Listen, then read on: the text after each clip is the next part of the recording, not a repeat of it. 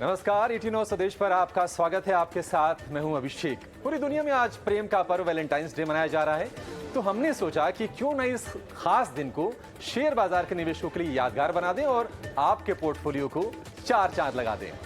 नमस्कार, आपके साथ मैं हूं मानसी दवे और आज हम आपको कुछ ऐसे शेयर्स बताएंगे जिनसे दिल लगाकर आप अपनी जिंदगी बना सकते हैं। जी हाँ, हम आपको वो शेयर्स बताएंगे जिन्हें सिर्फ डेट नहीं करना है बल्कि लॉन्ग टर्म के लिए अपने पास रखना है, लॉन्ग टर्म रिलेशन, ताकि आपका पोर्टफोलियो जो है वो भी लगातार बढ़ता रहे।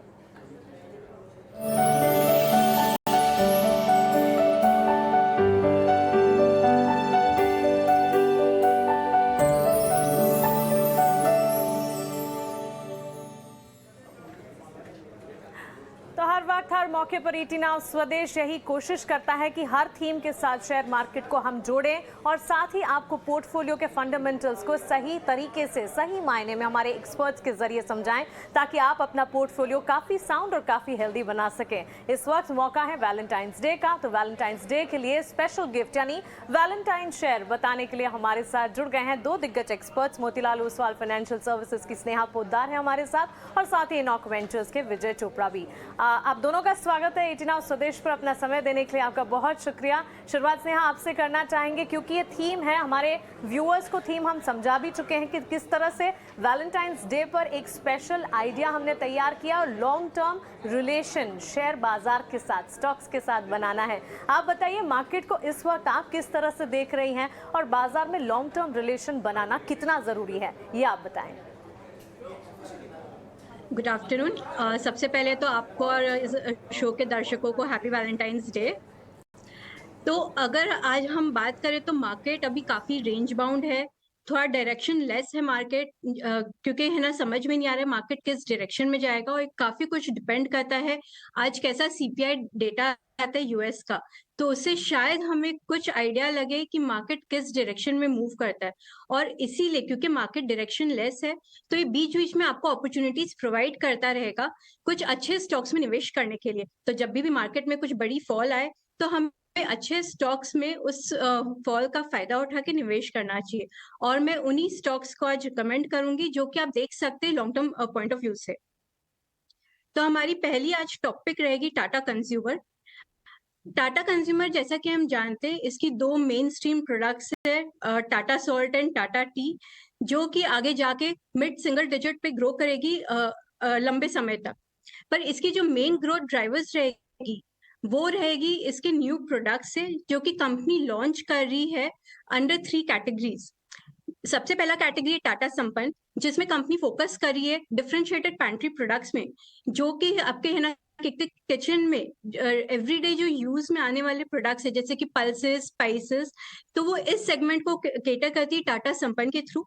इस सेगमेंट में जो ब्रांडेड मार्केट शेयर है वो लेस देन 1% है, तो बहुत रनवे है ग्रोथ के लिए और उसी को कैपिटलाइज करना चाहती है कंपनी टाटा ब्रांड के अंडर। दूसरा इसका सेगमेंट है टाटा सोलफुल, जहाँ पे कि वो ready to eat on the table products को केटर करेगी। और थर्ड सेगमेंट है टाटा नरिश्को। टाटा नरिश्को इसका पेप्सिको के साथ जेवी था 50-50, जिसको इसने रिसेंटली कंप्लीटली अक्वायर कर लिया है और इसके थ्रू वो non carbonated ready to drink beverages में अपना पोर्टफोलियो एक्सपैंड करना चाहती है। और अभी ये हाल फिलहाल में बिस्लेरी से भी इसका टॉक्स चालू है टू अक्वायर द कंपनी, जिससे कि इसका पोर्टफोलियो जो बेवरेज पोर्टफोलियो है वो काफी स्ट्रेंथन हो जाएगा। तो ये 3 सेगमेंट के थ्रू कंपनी टारगेट कर रही है टू बिकम एक मल्टी कैटेगरी एफएमसीजी प्लेयर, और ये तीनों कैटेगरी में काफी फास्ट ग्रोथ दिखाई दे रहा है। और आगे जाके कंपनी सबसे ज्यादा बुलिश है टाटा संपन्न पे, जो कि इसके लॉन्ग टर्म ग्रोथ को ड्राइव करेगा। और इसके लिए कंपनी कोशिश कर रही है अपने सेमी अर्बन और रूरल रीच को इंक्रीज करने के लिए, जिससे कि हायर पेनिट्रेशन से इनके सेगमेंट्स में वो मार्केट शेयर कैप्चर कर पाएगा। तो ओवरऑल हम काफी बुलिश है इस कंपनी पे और हम एक्सपेक्ट कर रहे हैं earnings growth of more than 25% over next 2 years। और हमारा इसके लिए टाटा कंज्यूमर पे टारगेट प्राइस है 900, जो कि हमें 25% अपसाइड देता है। ठीक है, तो 25% अपसाइड बिल्कुल थीम से जोड़कर स्नेहा का ये स्टॉक है टाटा कंज्यूमर और 1 साल का ये टारगेट है 900 रुपए का स्नेहा की तरफ से। लेकिन विजय आपके पास आएंगे। पहले तो आप ये समझेंगे विजय कि देखिए इन्वेस्टमेंट फिलॉसफी क्या होती है जब हम इन्वेस्ट करते हैं, क्योंकि आमतौर पर यही कहा जाता है कि आंख मूंद कर कोई स्टॉक चुन लीजिए, बढ़िया फंडामेंटल देख लीजिए, प्रमोटर अच्छा हो, बैलेंस शीट हेल्दी हो, कोई टेंशन करने की बात नहीं है। लेकिन क्या ये वो जमाना है कि हम आंख मूंद के बैठे, या फिर समय समय पर रिव्यू करते रहना चाहिए? और अपना पहला शेयर भी बताइएगा आप। देखिए, आंख मूंदने का मार्केट ना कभी था, ना कभी है, ना कभी होगा। और मेरा ये मानना है कि बहुत स्ट्रांगली कि जो भी आप निवेश करें, देखभाल के करें, कंपनी देखें, केवल प्रमोटर ना देखें। कई बार मार्केट में फ्रेंजी चलती है कि हियर से होता है कि आज ये अच्छा चल रहा है, ये ले लेते हैं, आज वो अच्छा चल रहा है, वो ले लेते हैं। और जनरली ऐसा देखा गया है कि जो रिटेल निवेशक हैं, वो पूरी रिसर्च नहीं करते या कर पाते, इस कारण से वो स्टॉक्स में फंस जाते हैं। तो निश्चित रूप से केवल आपको प्रमोटर नहीं देखना, केवल आपको बैलेंस शीट नहीं देखना, मगर उसके साथ-साथ उसका फ्यूचरिस्टिक बिज़नेस भी देखना है कि क्या आगे जाते हुए ये बिज़नेस फलेगा, फूलेगा, इसमें आगे रेवेन्यू स्ट्रीम्स क्या बनेंगी और किस तरीके से फ्यूचर अडैप्टिव बिज़नेस है। मैं एक एग्ज़ाम्पल देता हूँ। बहुत साल पहले, करीब 4-5 साल पहले की बात है, लोग मुझसे सवाल पूछ रहे थे सिटी केबल के बारे में, या जो हैथवे केबल है, केबल कंपनीज़ के बारे में बात कर रहे थे। और मैंने कई सारे चैनल्स पे ये बात बोली कि जो केबल बिज़नेस है वो डाइंग बिज़नेस है, मरता हुआ बिज़नेस है। तो इसका मतलब ही नहीं है कि ये जिंदा हो, क्योंकि टेक्नोलॉजी बदल चुकी है। इसी प्रकार से इंडस टावर जैसी कंपनी है, या जो भारतीय एयरटेल ने ले ली है, तो वो फ्यूचर नहीं है, क्योंकि 5G के आने के बाद टावर्स जो हैं वो कहीं न कहीं बहुत कम रह जाएँगे, या उनका जो बिज़नेस मॉडल है वो मरता हुआ दिखेगा, डाइंग होगा, वो आने वाले 3-4 साल में खत्म हो जाएगा। तो इस तरीके की लॉन्जेविटी ऑफ द बिज़नेस देखना बहुत ज़रूरी है कि अगर बिज़नेस अच्छा है, उसकी लॉन्जेविटी अच्छी है, तो चांसेस हैं कि फ्यूचर में आपके कि स्टॉक्स भी अच्छे चलेंगे, कंपनी भी अच्छी चलेगी, मुनाफा भी कमाएँगे, आप भी डिविडेंड और मुनाफा बहुत कमाएँगे बाज़ार में। तो आँख मूंदने का तो सिस्टम कभी भी मैंने रिकमेंड नहीं किया, और बिल्कुल देखभाल के कंपनी समझकर, उसका बिज़नेस मॉडल समझकर, उसका रेवेन्यू मॉडल समझकर ही निवेश किया जाए तो अच्छा होगा। अभी हमने हाल-फिलहाल में देखा, बहुत सारी न्यू एज कंपनीज़ थी, पेटीएम, ज़ोमैटो, उनका क्या हाल हुआ, नायका क्या हाल हुआ। वो अपने प्राइस से 1/4 तक रह गए हैं स्टॉक्स। तो बहुत ज़रूरी है कि लोग फ्रेंजी में ना फंसें, हेयरसे में ना फंसें, एडवर्टाइजिंग में ना फंसें, और बिजनेस मॉडल देखें, प्रॉफिटेबिलिटी देखें, बैलेंस शीट देखें। तो मेरा पहला जो आज का पिक है इसी श्रेणी में, वो है एसबीआई। भारत का सबसे बड़ा दिग्गज बैंक है, स्टेट बैंक ऑफ इंडिया।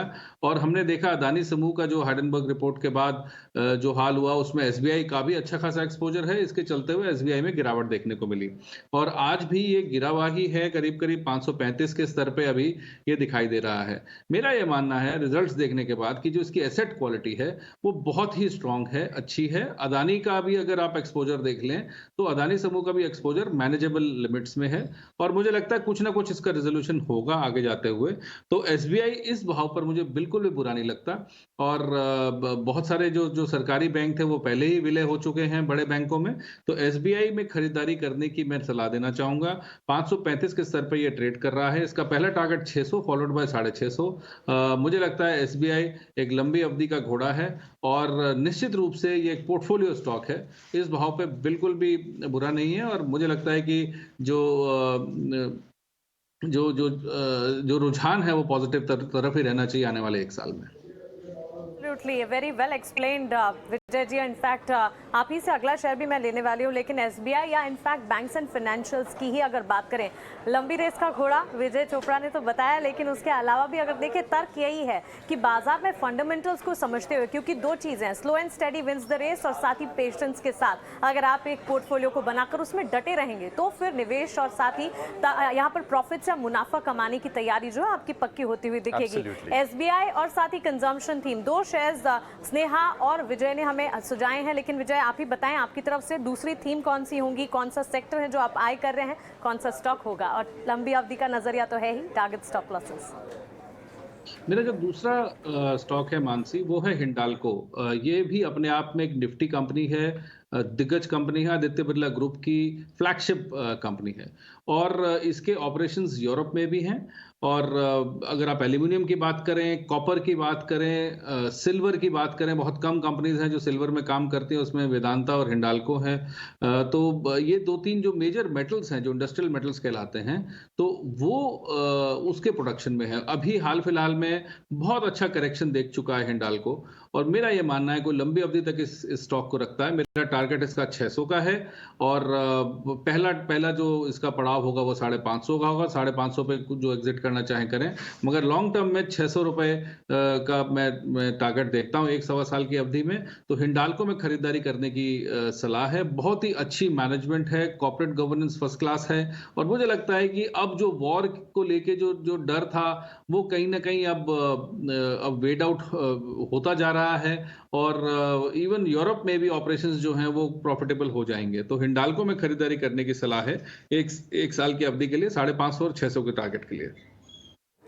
ठीक है, 1 साल के टारगेट होंगे इसमें 550, वो पड़ाव अगर पार हो जाएगा तो 600 का भी सफर ये तय करेगा। और इंडस्ट्रियल मेटल की अच्छी डिमांड यहाँ से रहने की उम्मीद है, और अच्छी चीज़ ये है कि काफ़ी सस्ते भाव पर मिल रहा है, करेक्शन होके मिल रहा है आपको शेयर, तो निश्चित तौर पर आपको पोर्टफोलियो में जोड़ने का मौका है, इससे दिल लगाने का मौका आपके लिए बन रहा है। स्नेहा, आपसे दूसरा शेयर जानना चाहेंगे। देखिए 3 शेयर तो हो गए, और तीनों ही बहुत ही शानदार स्टॉक्स, दिग्गज स्टॉक्स। चौथा शेयर आपके पास कौन सा होगा? तो आज का चौथा शेयर मेरे पास M&M है, जो कि ऑटो इंडस्ट्री से है। ऑटो इंडस्ट्री में अगर आप देखोगे तो लास्ट 1 साल से रिकवरी दिखाई दी है, और जो सप्लाई साइड इश्यूज है वो day by day ease out ही हो रहा है। तो अब अगर हम M&M की बात करें तो इसके 3 सेगमेंट है। तो जो इसका पहला जो सेगमेंट है ट्रैक्टर इंडस्ट्री, उसमें रिकवरी हमें देखने को मिल रही है। गवर्नमेंट की स्पेंडिंग जैसे जैसे इम्प्रूव हो रही है, टर्म्स ऑफ ट्रेड इम्प्रूव हो रहे हैं, तो उससे M&M के ट्रैक्टर सेगमेंट में हमें थोड़ी बहुत रिकवरी देखने को मिल रही है। तो आउटलुक इम्प्रूव हो रहा है, जिससे कि इस सेगमेंट का ग्रोथ आगे 2 साल के लिए काफी अच्छी रहेगी। और अगर आप देखें तो खारिफ सीजन भी इस बार अच्छी थी, और जो राबी सीजन है उसमें जो एक्रेज है इस बार अच्छे देखने को मिल रहे हैं।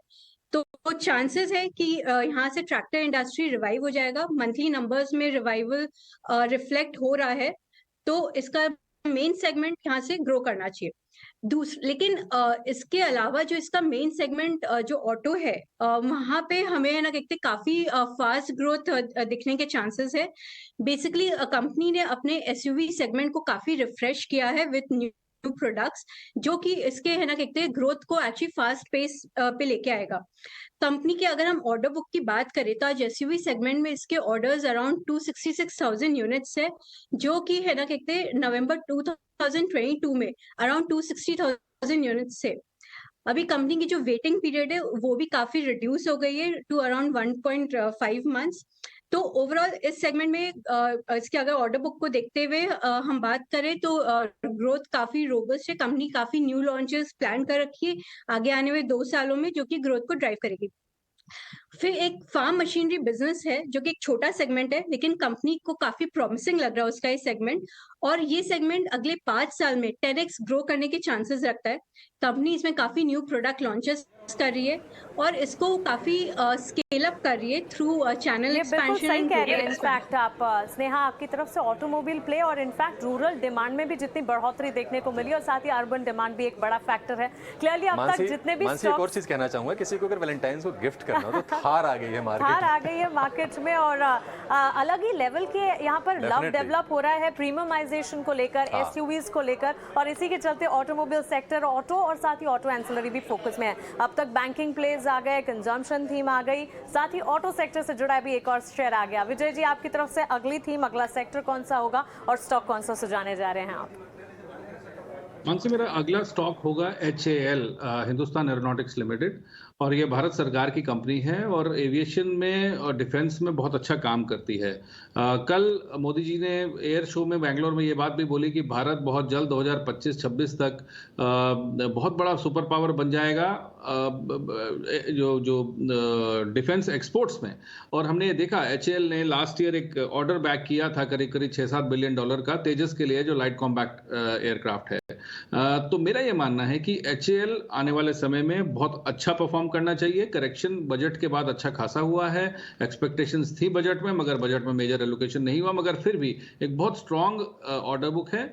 और खास करके मैं तेजस के लिए कहना चाहूंगा, तेजस जो लाइट कॉम्बैट एयरक्राफ्ट है, वो छोटी कंट्रीज, मलेशिया जैसी कंट्रीज हैं या अफ्रीकन कंट्रीज हैं या साउथ ईस्ट एशिया में कंट्रीज हैं जो फ्रांस और US और UK के पास नहीं जा सकती क्योंकि वो बहुत महंगे हथियार बेचते हैं। तो HAL जैसी कंपनी बहुत बड़ा बेनिफिशियरी होगा इसका। तो मेरा ये मानना है कि डिफेंस साइड पे भी आपके पास पोर्टफोलियो में स्टॉक्स होने चाहिए लंबी अवधि के लिए। और भारत एक बहुत मेजर डिफेंस हब बन रहा है और आगे और भी बनेगा और बढ़ेगा, और सरकार का इसमें पूरा सपोर्ट भी है और एक विजन भी है इस डिफेंस सेक्टर को लेके। तो HAL में खरीदारी करने की राय है 2700 और 2800 के टारगेट के लिए। ठीक है, विजय की तरफ से अगला स्टॉक HAL, आत्मनिर्भर भारत का संदेश देने वाला, मेक इन इंडिया की जो सरकार की थीम है उसको पुख्ता करने वाला, और बेंगलुरु में जो एयर शो चल रहा है वहां पर भी कंपनी अपने जलवे बिखेर रही है और आपके पोर्टफोलियो में भी ये जलवे बिखेरेगी, इसका पूरा भरोसा है हमें। स्नेहा, आपसे जानेंगे आपका अगला स्टॉक कौन सा है, क्योंकि अब 5 दिग्गज स्टॉक बता चुके हैं। तो मेरा अगला स्टॉक आज के वैलेंटाइंस डे को नजर रखते हुए टाइटन है। बेसिकली टाइटन अगर आप देखेंगे तो जैन मंथ में डिस्पाइट कंज्यूमर डिस्क्रिप्शन में जो हमें स्लो डाउन दिख रहा है, उसके बावजूद जैन मंथ में काफी रोबस्ट ज्वेलरी सेल्स देखने को मिली है। अगर हम 3 ईयर CAGR की बात करें तो जैन मंथ की जो 3 ईयर CAGR थी वो इनफैक्ट थर्ड क्वार्टर से भी अच्छी थी। तो आगे जाके भी हमें आउटलुक अगले कुछ महीनों के लिए काफी स्ट्रांग दिख रहा है। एंड कंपनी को लगता है कि उनकी जो ग्रोथ है वो क्यों नहीं इम्पैक्ट हुई compare to other peers. Basically उन्होंने जो रिलेशनशिप बिल्ड की अपनी कस्टमर्स के साथ, या वो जिस सेगमेंट को केटर करते हैं वो काफी रेजिलियंट है, जिसके कारण इनकी डिमांड काफी रोबस्ट रही है डिस्पाइट दी राइजिंग गोल्ड प्राइसेस। और आगे आने वाले समय में भी हम काफी कॉन्फिडेंट है कि इनकी ये ग्रोथ बरकरार रहेगी, क्योंकि टाइटन की अभी मार्केट शेयर लेस देन 10% है। और अगर हम देखें तो बाकी अनऑर्गेनाइज जो छोटे ऑर्गेनाइज प्लेयर्स है वो स्ट्रगल ही कर रहे हैं। तो टाइटन इस ग्रोइंग मार्केट को इजिली टैप कर सकता है अपने इनोवेटिव प्रोडक्ट्स के थ्रू। और इसके लिए हमारी अगली सलाह टाइटन में निवेश करने की रहेगी। स्टॉक भी काफी करेक्ट हो गया है और ये अच्छा अपसाइड आपको ऑफर करता है। हमारी टारगेट प्राइस है 3070, जो कि मोर देन 20% आपको अपसाइड ऑफर करता है। क्या बात है, वैलेंटाइंस डे की बात हो और ज्वेलरी सेक्टर की बात ना हो, ये तो हो ही नहीं सकता। अब स्नेहा, अगला स्टॉक भी आपसे ही जानेंगे, लेकिन टाइटन के लिए जिस तरह से पिछले दिनों ज्वेलरी सेक्टर ने एक अच्छा अपमूव दिखाया है, काफी हद तक ये इंपॉर्टेंट हो चुका है। और ज्वेलरी सेक्टर पर चाहे टाइटन हो, कल्याण ज्वेलर्स हो, जैसे स्टॉक्स पर लगातार नजर भी रखनी चाहिए, लेकिन लंबी अवधि का नजरिया अगर बना रहे हैं तो टाइटन जैसे हैवी वेट पर जरूर स्नेहा का जो स्नेह है ना टाटा ग्रुप के लिए, वो देख सकते हैं आप, टाटा कंज्यूमर उसके बाद टाइटन, 2 स्टॉक उनकी तरफ से। तो कंजम्पशन थीम को खेल रही है स्नेहा, साथ ही टाइटन जैसे ज्वेलरी काउंटर्स है। विजय जी की फोकस में डिफेंस है और बैंकिंग है, लेकिन स्नेहा बताएं अगली थीम कौन सी चुनी है आपने और स्टॉक कौन सा होगा? मेरी अगली थीम है केपेक्स थीम।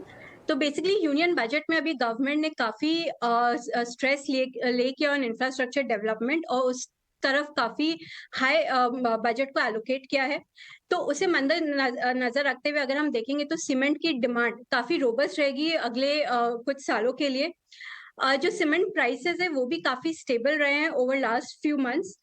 तो इसमें हम इस सेक्टर में डालमिया भारत एक कंपनी है जो कि हमें काफी अच्छी लग रही है। ये कंपनी अपने कैपेसिटी को काफी बिग वे में एक्सपैंड कर रही है। कंपनी का टारगेट है कि वो बाय FY24 अपने सीमेंट कैपेसिटी को लेके जाए 249 metric ton, and bye FY27 उसे वो 75 MTPA तक लेके जाएगी।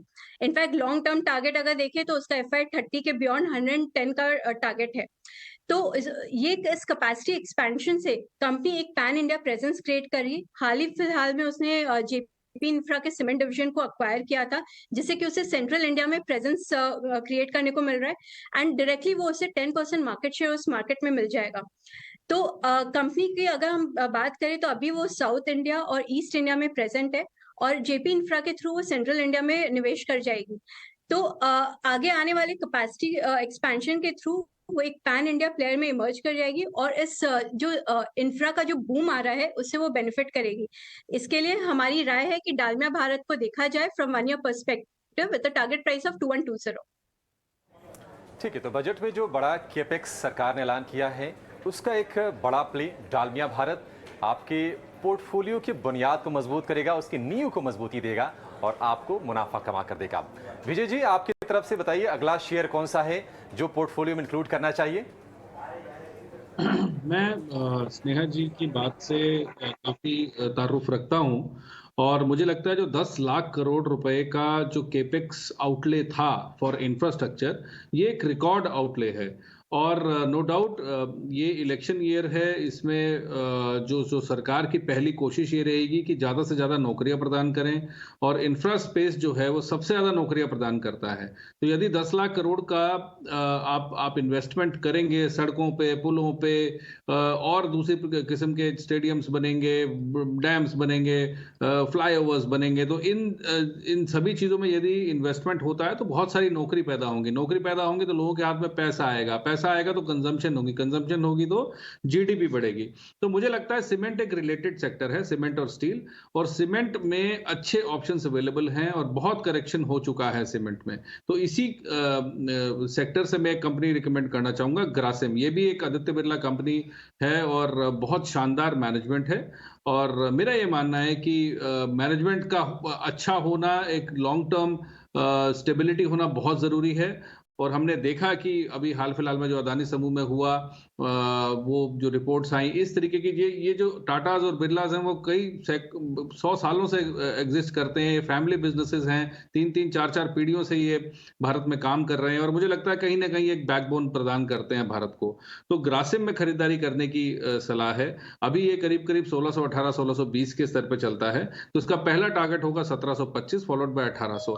तो ग्रासिम में खरीदारी करिए, इंफ्रा थीम प्ले करिए और बहुत अच्छी स्ट्रॉन्ग कंपनी है। अगर गिरावट होती है तो और ऐड करिए, मैं ये बोलूंगा। और बहुत ही अच्छे strong fundamental. Absolutely Vijay ji, infra theme को प्ले करना काफ़ी ज़रूरी भी है। और रोड एंड इंफ्रा डेवलपमेंट, अभी हम कल ही बता रहे थे, मुंबई दिल्ली एक्सप्रेसवे की तस्वीरें दिखा रहे थे, तो जितना डेवलपमेंट रोड और इंफ्रा में और सरकार जितना फोकस यहाँ कर रही है, क्लियरली ये बात तो सच है कि इसके कनेक्टिंग सेक्टर्स जो हैं जैसे कि रियल एस्टेट, इंफ्रा से जुड़ी कंपनियाँ और सीमेंट, साथ ही होम डेकोर जैसे स्पेसेस, जिस पर खास तौर से नजर रहेगी और इन पर एक पॉजिटिव आउटलुक भी देखने को मिलेगा। विजय जी, आपकी तरफ से आखिरी एक शेयर बचा है, वो भी आप हमारे साथ शेयर कर दीजिए और उसके बाद फिर हम स्नेहा से उनकी आखिरी पसंद पूछेंगे। मानसिक पोर्टफोलियो का एक अहम बात है इतने सालों में जो हमने सीखी मार्केट में, कि उसको एक बैलेंस होना बहुत जरूरी है। और जो मैंने अभी अब तक आपको 4 स्टॉक्स बताए वो अलग अलग क्षेत्रों से बताए। मैंने बैंकिंग बताया, डिफेंस बताया, मेटल्स बताया और सीमेंट बताया। एक और सेक्टर इंपॉर्टेंट है जो कि मुझे लगता है काफी करेक्ट हो चुका है, वो है टेक्नोलॉजी।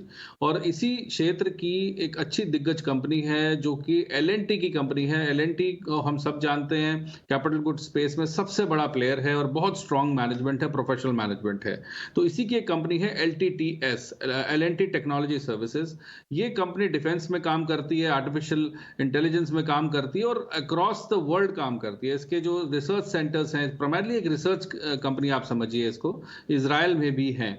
तो मेरा यह मानना है कि अच्छी करेक्शन के बाद अब ये स्टॉक को पकड़ने का बहुत अच्छा मौका है। 3630 पे ये ट्रेड कर रहा है। यदि कोई इसको थोड़ा सा भी मध्यम अवधि के लिए लेता है, 8-10 महीने, 1 साल के लिए, तो मुझे लगता है ये पहला जो 3900 फिर फॉलोड बाय 4200 का एक टारगेट में देना चाहूंगा। L&T टेक में बहुत ही स्ट्रांग कंपनी है और मेरा ये मानना है अगर मार्केट में कोई और सरप्राइज नहीं आया तो बहुत अच्छा परफॉर्म करेंगे सारे के सारे स्टॉक्स। और L&T टेक में मुनाफा कमाने का बहुत अच्छा मौका है और अच्छी स्ट्रांग मैनेजमेंट, स्ट्रांग कंपनी है, स्ट्रांग बैलेंस शीट। ठीक है, स्ट्रांग मैनेजमेंट है, स्ट्रांग बैलेंस शीट है और अच्छी पेरेंटेज है L&T टेक्नोलॉजी सर्विसेज। ये विजय की तरफ से आखिरी स्टॉक। अब आखिरी स्टॉक जानने का मौका है स्नेहा से। स्नेहा, तमाम सेक्टर हो गया, IT हो गया, बैंक हो गया, मेटल, इंफ्रा, आप आखिरी स्टॉक बताइए आपकी तरफ से क्या है, आप कहां पर दाव लगाना चाहेंगी? मेरी आखिरी स्टॉक लेमन ट्री है, जो कि एक मिड कैप होटल कंपनी है। तो हाल फिलहाल में कंपनी ने अपने Q3 रिजल्ट्स डिक्लेयर किए थे, जहां पे कि हमें देखने मिला ऑक्यूपेंसी जो इसकी है वो 68% लेवल्स रीच कर गई, जो कि ऑलमोस्ट प्री कोविड लेवल्स है। इसके ARR जो है वो प्री कोविड लेवल से 25% ग्रोथ देखने को मिल गया है। तो आगे जाके भी हमें लगता है कि ये ग्रोथ बरकरार रहेगी, क्योंकि मार्केट क्योंकि डिमांड काफी रेजिलियंट है। कॉर्पोरेट ट्रैवल्स भी काफी इम्प्रूव हो गई है और इंडिया अब G20 प्रेसिडेंसी भी अज्यूम कर रही है।